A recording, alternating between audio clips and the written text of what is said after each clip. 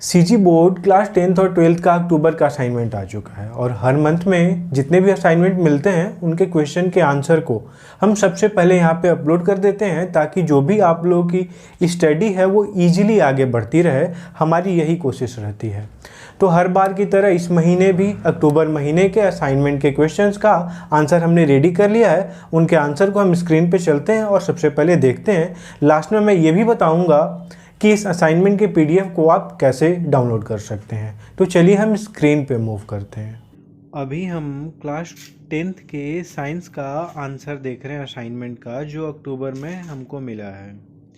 यहाँ पे जो भी असाइनमेंट के आंसर मैं अवेलेबल कराता हूँ वो सिर्फ़ और सिर्फ सीजी बोर्ड स्टूडेंट्स की हेल्प के लिए है, क्योंकि जो स्टूडेंट्स हैं उनके पास अभी कुछ ऐसे स्टूडेंट्स भी हैं जिनके पास बुक भी अवेलेबल नहीं है और कुछ ऐसे स्टूडेंट्स हैं जो ऑनलाइन क्लासेज भी नहीं कर पाते। तो उन बच्चों की हेल्प के लिए मैं असाइनमेंट के आंसर को अवेलेबल करा रहा हूँ। इस असाइनमेंट का मैं कोई भी व्यावसायिक उपयोग नहीं कर रहा हूँ। तो सबसे पहले हम देखते हैं पहला प्रश्न कि मेंडलीव की आवर्त सारणी और मोसले की आधुनिक आवर्त सारणी में तत्वों की तुलना कीजिए। कोई 5 लिखा है, तो इसके लिए हमने मेंडलीव की आवर्त सारणी और आधुनिक आवर्त सारणी की तुलना की है यहाँ पे। तो मेंडलीव की आवर्त सारणी में 63 तत्व होते थे और परमाणु द्रव्यमान के बढ़ते क्रम में इसको व्यवस्थित किया गया था, जबकि आधुनिक आवर्त सारणी में 118 तत्व होते थे और परमाणु क्रमांक के बढ़ते क्रम में व्यवस्थित किया गया है। अब देखो दूसरा डिफरेंस आता है कि इसमें मेंडलीव में 8 ऊर्ध्वाधर स्तंभ हैं जिनको वर्ग कहते हैं और आधुनिक आवर्त सारणी में 18 ऊर्ध्वाधर स्तंभ हैं जिनको वर्ग कहते हैं और 7 आवर्त हैं।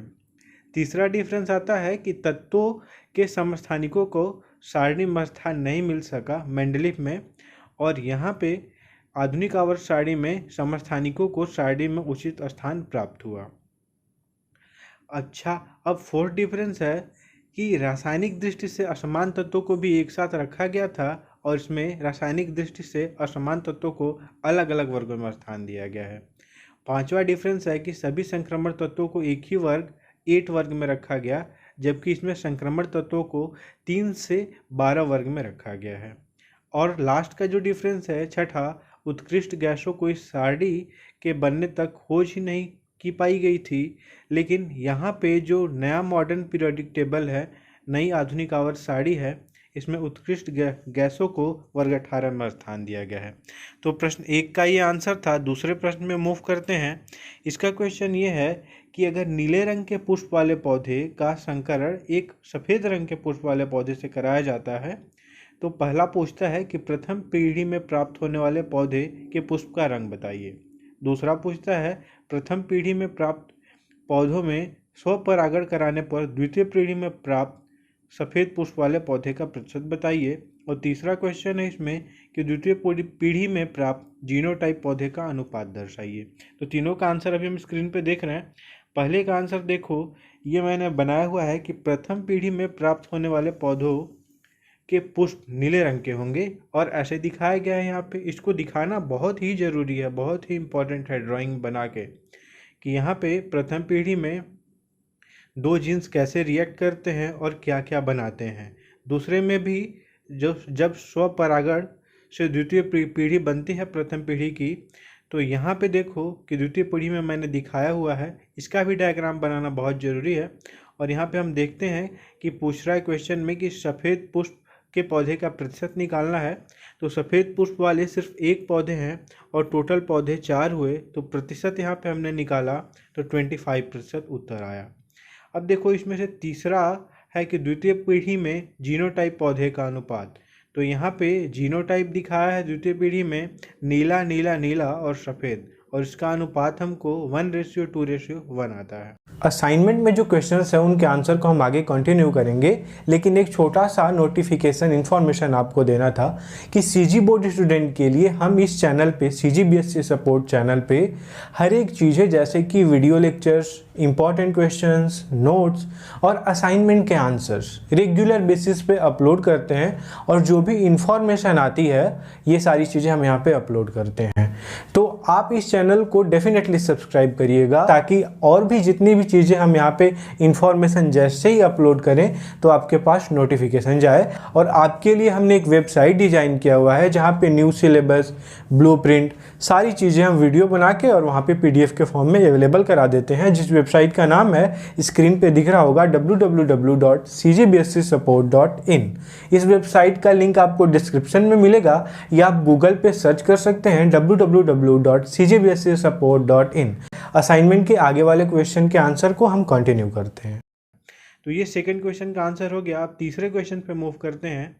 तीसरे क्वेश्चन का क्वेश्चन है हमारा तीसरा, नाइट्रोजन तथा फास्फोरस समूह 15 के तत्व हैं, इनका इलेक्ट्रॉनिक विन्यास लिखना है और बताना है कि कौन सबसे ज़्यादा ऋण विद्युतीय होगा।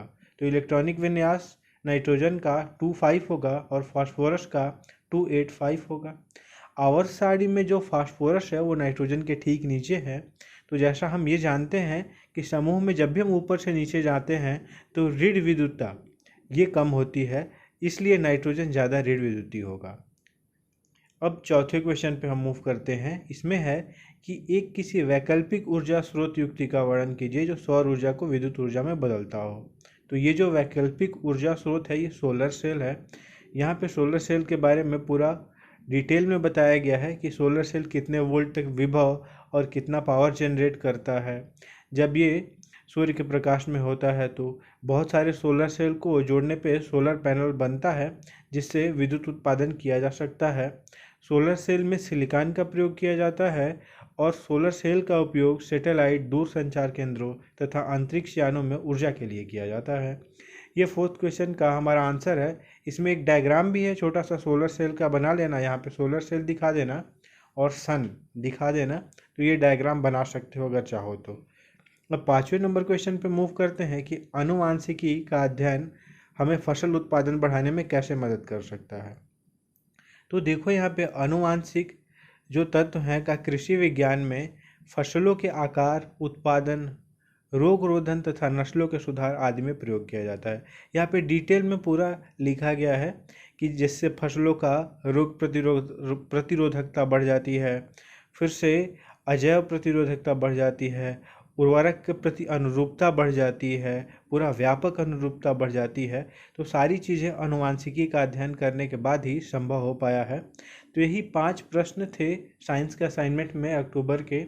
सारे सब्जेक्ट के असाइनमेंट के आंसर्स मैं ट्राई कर रहा हूँ कि यहाँ पे अवेलेबल करा दूँ, इसलिए चैनल को सब्सक्राइब करके रखना। असाइनमेंट के सारे क्वेश्चंस के आंसर को हमने कंप्लीट कर लिया है और डीपली हमने एक्सप्लेन किया हुआ है कि आंसर को कैसे कैसे राइट डाउन करना है अपनी नोटबुक में।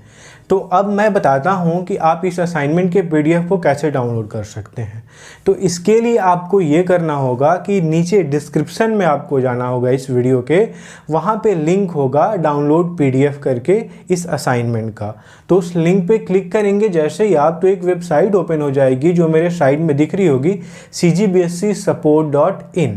यहाँ पे आपको वो असाइनमेंट लिखा हुआ मिलेगा। आप नीचे स्क्रॉल करेंगे तो एक डाउनलोड PDF का ऑप्शन भी आएगा, वहाँ से जाके आप डाउनलोड कर सकते हैं इजीली। तो जितने भी ज़्यादा पॉसिबल सपोर्ट हैं हम यहाँ पे CG बोर्ड वाले स्टूडेंट के लिए स्पेशली कवर करते हैं, उनकी स्टडी को इन्हेंस करने के लिए। वीडियो को ज़्यादा से ज़्यादा बच्चों तक शेयर कीजिएगा ताकि उनकी भी हेल्प हो सके उनके स्टडी में। वीडियो देखने के लिए बहुत बहुत थैंक यू। मिलते हैं फिर अगले वीडियो में।